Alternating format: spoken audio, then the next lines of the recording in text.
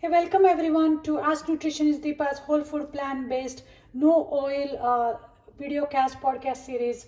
And today we are going to talk about a super fruit called persimmon.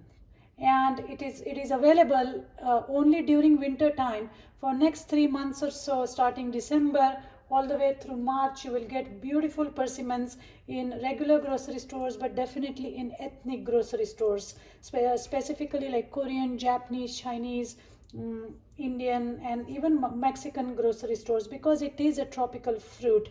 However, as nutritious as it is very underused because a lot of people don't know when to eat it, how to pick a right one, and what to do when it is ripe to eat it. Because this particular persimmon, there are a couple different qualities. So let's talk about different types of persimmons. This is Hachiya, and then this is Fuyu. This is flat, and Hachiya is more like a tomato shaped, and this is a tricky one.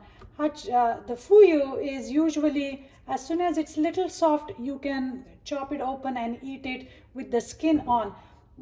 But with Hachiya, this is where people go wrong, is that you bring this food home, it looks beautiful, and just like apple or pear, if you try to cut it before it is ripe, then you are in trouble, because these persimmons have a compound in it called tannin, and the tannin is extremely astringent in nature, which means that it will give that very very dry astringent sensation in your mouth when you eat it, when it is not ripe.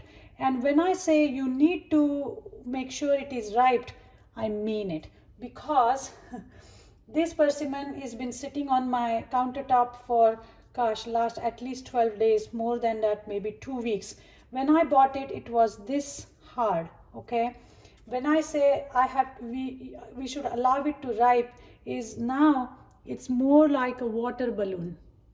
Do you see? That's how you almost feel that, oh my god, it's rotting. But no, it's not rotting. This is how soft it needs to be. Only then you are able to enjoy the sweet, mild, rich pulp inside. If you chop it at this stage, even though it looks ripe, you are going to be in trouble, because like I said, it still has those astringent compounds in there, or a chemical in there, which is going to perk up your inside of your mouth, and then you will never touch persimmon again. And I really don't want you to do that, because this is such a nutritionally packed super fruit. So once this is soft, and again, think of it like a water balloon. Okay, you almost feel that it's rotting. That's the step, that's the time when you pick up and start cutting, chopping, and doing things with it. But let's say you are super excited to try this fruit, and you do not have patience to wait for 2 weeks to ripe it. Then the easiest way to do this would be to freeze it overnight. So I always have few persimmons in my freezer, and once you freeze it, that astringent effect, the tannin, they get neutralized with cold temperature, and then your persimmon is ready to go. So do you see how beautiful it looks from inside? So all these shininess and the color is because of few key nutrients, such as beta carotene, which is a precursor for vitamin A.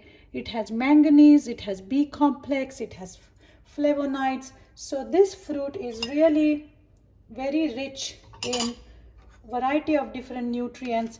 Now you can, when it is ripe correctly, like I said, it's almost falling apart, but that's when you want to eat it. You can eat it with the skin on. Oh my god, amazing. It's sweet, it is smooth, it has very mild flavor. It's not intense like papaya or mango, but very soothing, pudding like consistency and flavor inside. And then really you can do whatever you want.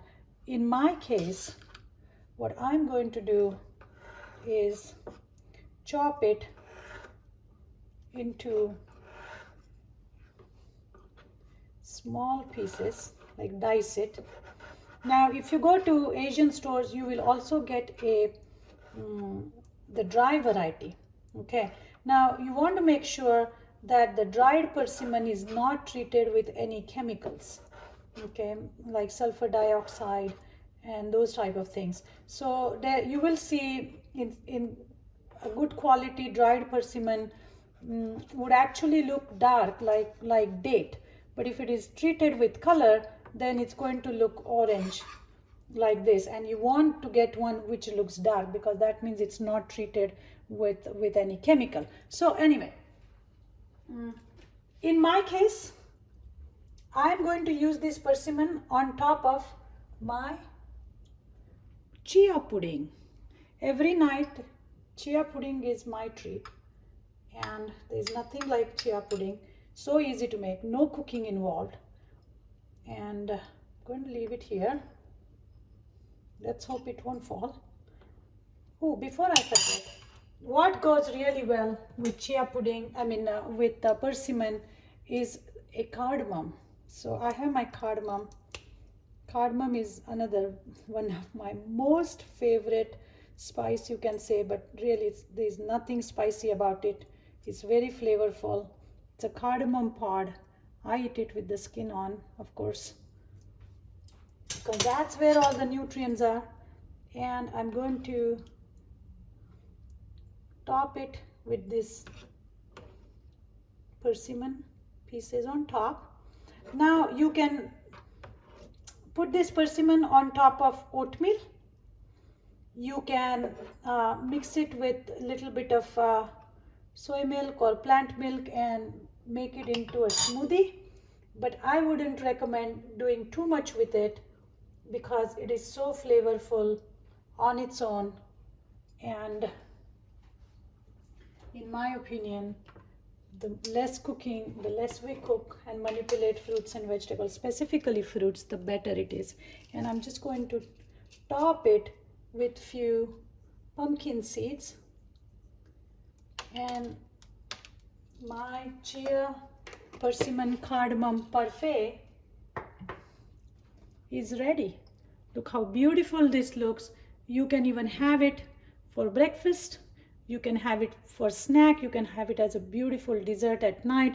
It's going to be very calming. So anyway, please go and buy some persimmons. They are available between December and March.